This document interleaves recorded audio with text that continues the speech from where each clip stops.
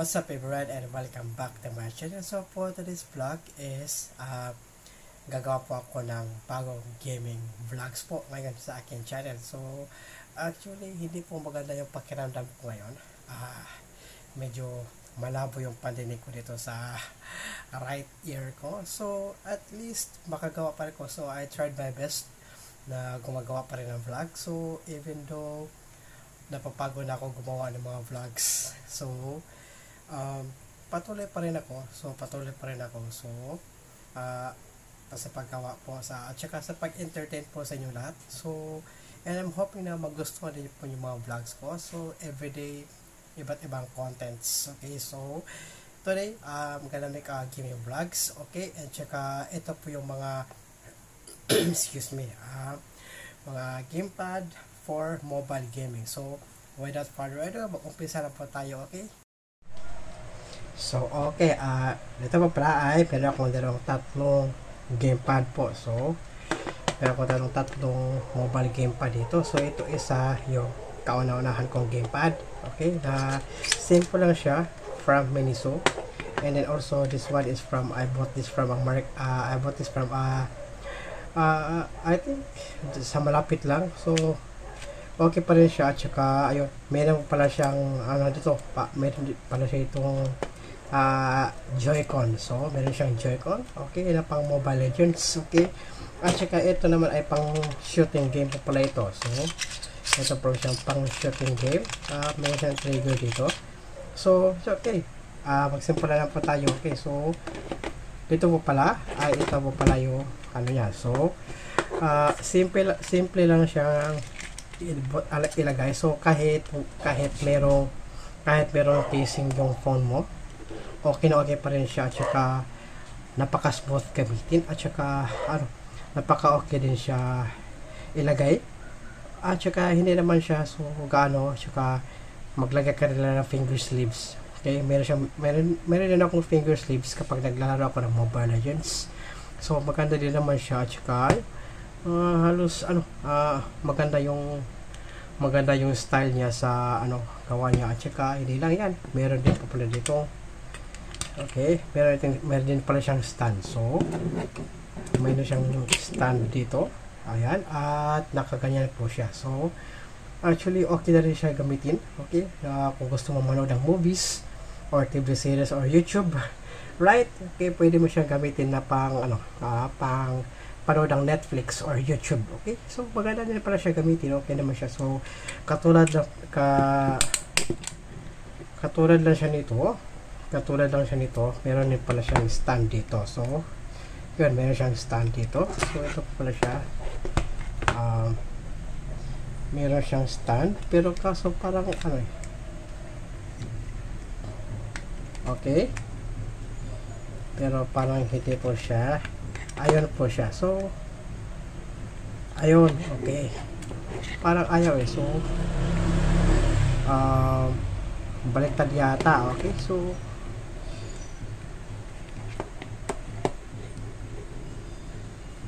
okay, ganun kasi siya. So kapag hindi na kasi siya makapag so hindi na kasi makapag so yun, susubukan natin ito.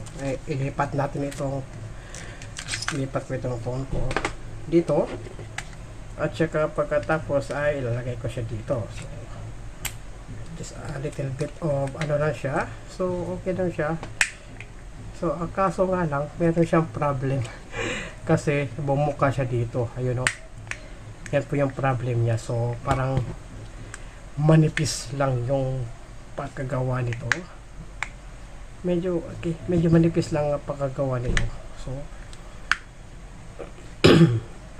okay, medyo manipis lang yung pagkagawa, pero I think overall okay din naman siya. Talagang natatangkal siya. So ayun, at saka ayun.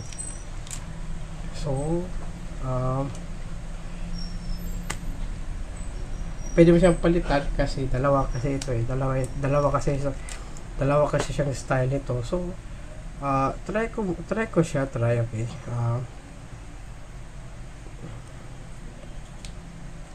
try ko na siya kung gagana ba siya. Okay, so actually matagal medyo mas matagal kasi mag loading itong laro.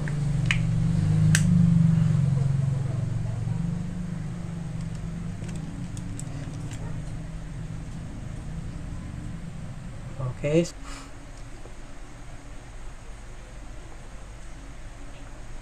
So matagal. So waiting patiently lang. So ika-cut ko na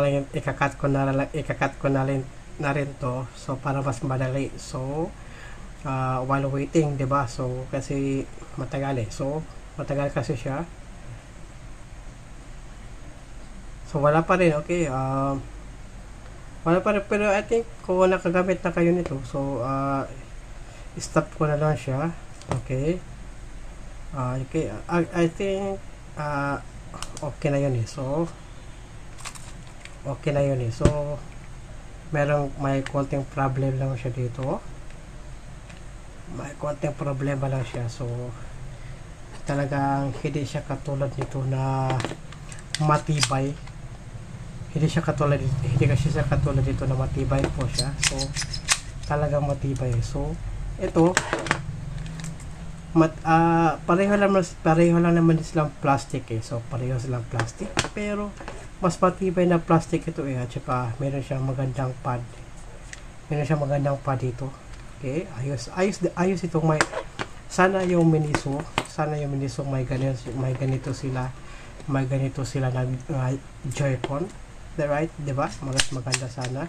So I think not comfortable to buy this one is because madali siyang masira. Okay, nasira kagad Actually meron siyang screw. I think wala siyang screwdriver, pero nabali talaga siya sa loob. So meron siyang screwdriver dito. So ang problema nga lang ay hindi po siya napasok doon sa talagang screw. So meron dito, saan siya dito? Meron siyang screwdriver dyan. Kaso nga lang ang problema hindi pumasok. Ayun, nabali na siya. So hindi na siya natatanggal yung screwdriver niya. So hindi na natatanggal yung screwdriver. Nabali lang talaga yung sabitan ng screwdriver, kaya hindi nasira na siya. So overall, I'm not recommending this one. Okay, so madali siyang masira.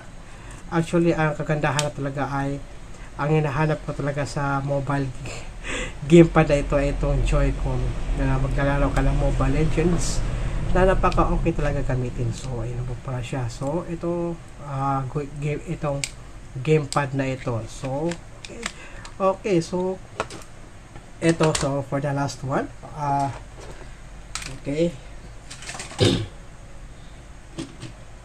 And also for the last one is also this one right here. It's for the FPS game. So it's for the FPS games, right? So paano ito lalagay? So yun na pa, same is the same that nakita nyo sa ibang gamepad.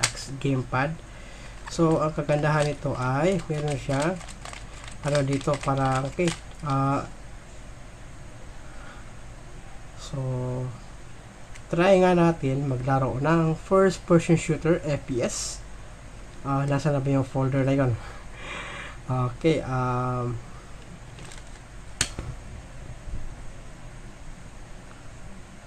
okay, nandito pala. So try ko na itong Modern Combat 5. Okay, so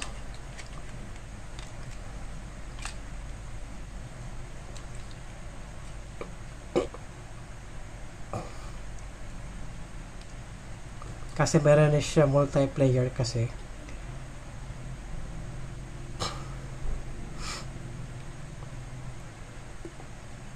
Meron na kasi siya multiplayer mode. Itong Modern Combat 5 mission game po ito.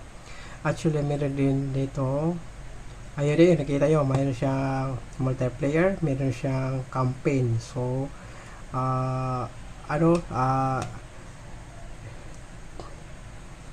try ko muna sa campaign.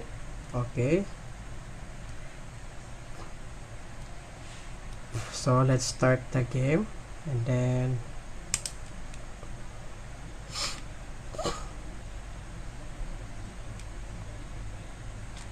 So I think this one right here, dato ay itong dalawang ito ay kung pwede mo siya ilipat. So hindi po siya malipat eh. So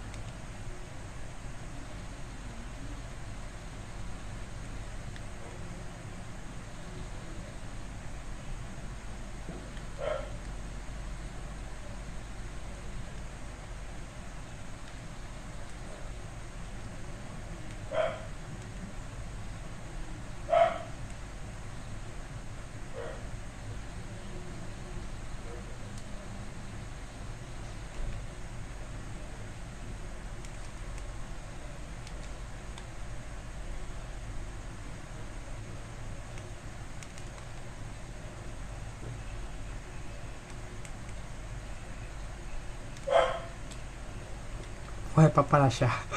Okay, actually, mahirap lang kasi hindi ko siya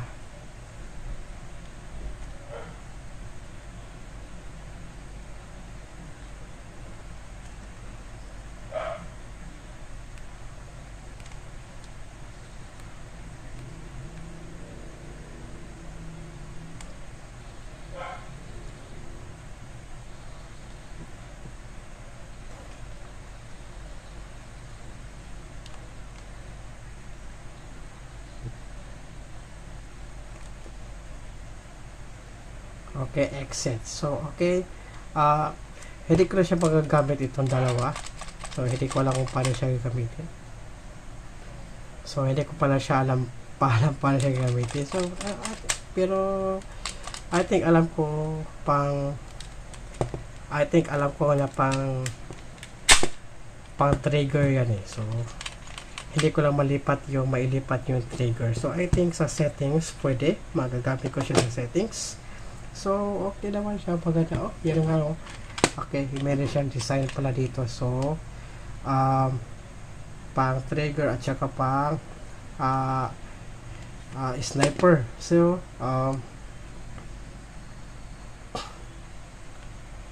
kapag pumunta ako sa settings nito,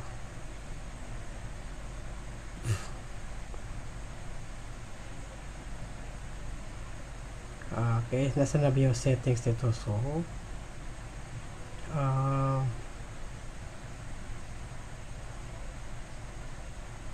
yun pa, okay. Control, okay.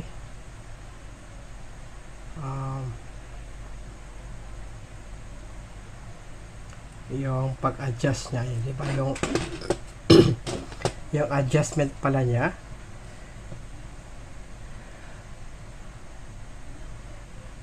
Back, so I think hindi dyan eh. So kung controls ang pinagsasabihan kasi, so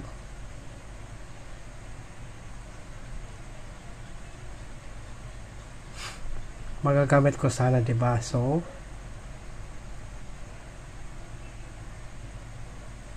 parang hindi, so parang wala eh. So ay, message pala to.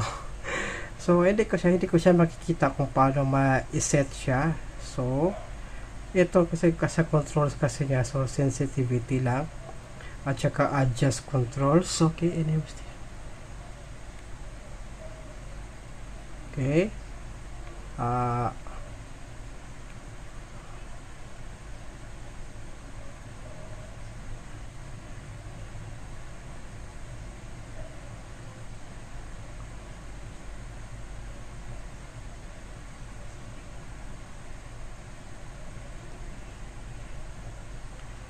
On natin to lahat.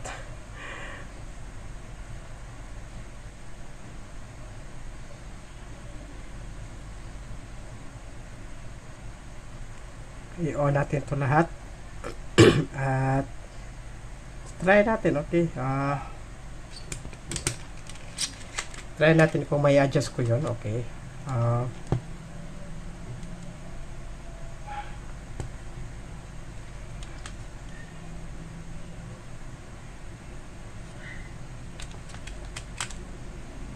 Try natin kung ma-adjust ko yun. So, may lagay ko yun dito. Okay, so, tingnan natin. Okay.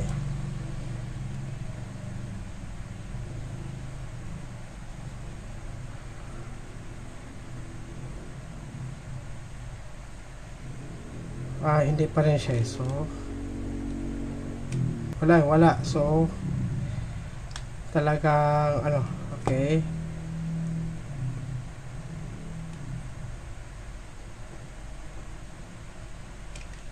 Exit na lang tayo. Okay, so wala, hindi po siya pa-adjust. So I think sa ibang FPS gagana siya. Okay, so yun na din po yung kagandahan kasi niya. So ito, kapag handheld naman, kapag naka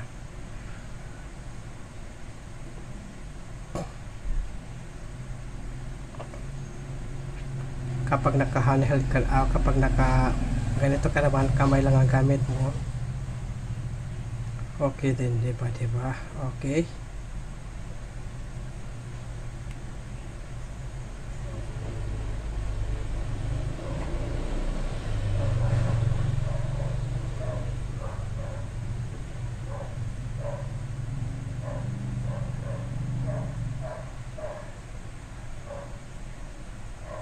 so kaya pala, okay, kaya ko pala in-adjust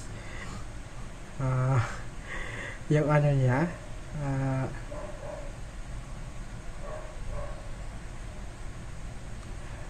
okay.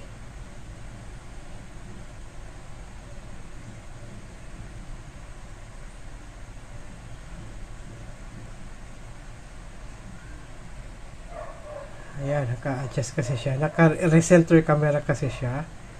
Okay. Ayun, kaya pala ganun ang nangyari. So, okay, ayun siya. Okay.